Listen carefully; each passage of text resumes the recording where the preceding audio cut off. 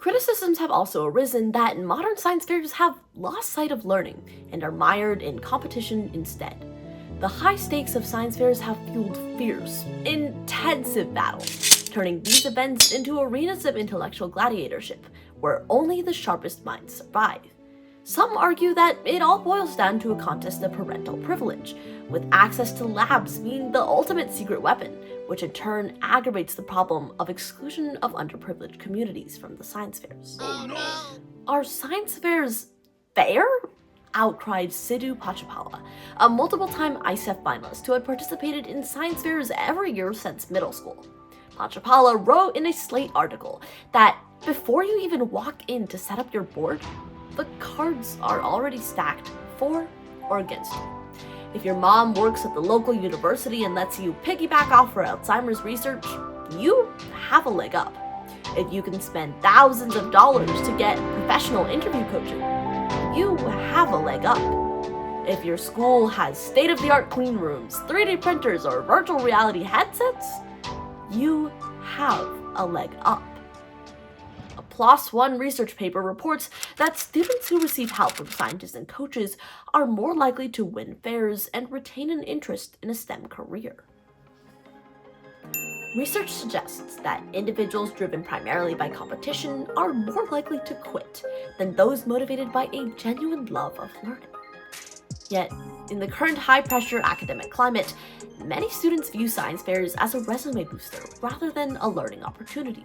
Eager to impress the judges, some may sensationalize the results, despite the reality that science research is often slow, tedious, and full of dead ends. There are also growing concerns that the original purpose of science fairs might be lost in the rush to craft the next splashy young genius story. In today's society, with the pressure for college admission at an all-time high, will students prioritize meaningful research, or will the pursuit of awards take center stage?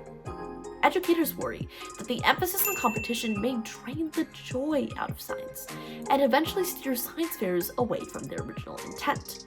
Grinnell surveyed 302 students in 2017 from high school through graduate school about their experience with science fairs.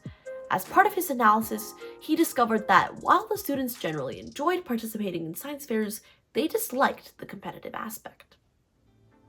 However, participants of the Thermo Fisher Scientific Junior Innovators Challenge, the largest science fair for middle schoolers nationwide, see things differently.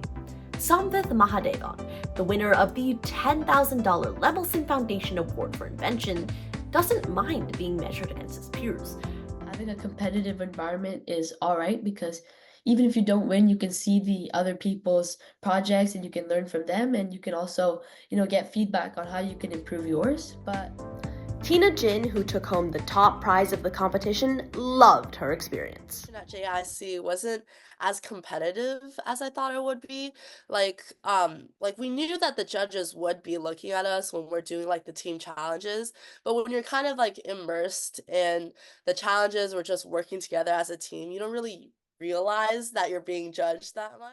As a former alumna of 1985 STS, Ajmera herself embraces the spirit of I competition. do think competition is part of our blood in this country. I wouldn't take that away.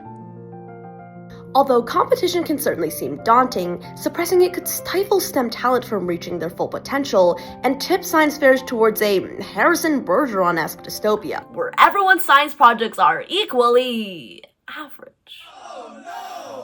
On the flip side, competition can be a powerful motivator against complacency, and learning how to handle wins or losses is an important life skill. According to Ajmera, science fairs promote original thoughts. Judges typically focus on evaluating the scientific process behind student projects, rather than just the final product or outcome. An overlooked benefit of science fair competition is that learning doesn't have to end at the conclusion of the project. The project presentations, judge interviews, and peer discussions likely spark deeper reflection on the principles of scientific inquiry, inspiring students to think critically about their work and the science behind it. An experiment yielding negative results should be celebrated as a success. Science fairs are a rare stage where losing is as glorious as winning. In Ajmera's eyes, the science fair offers a unique blend of learning and character building that embodies what science research truly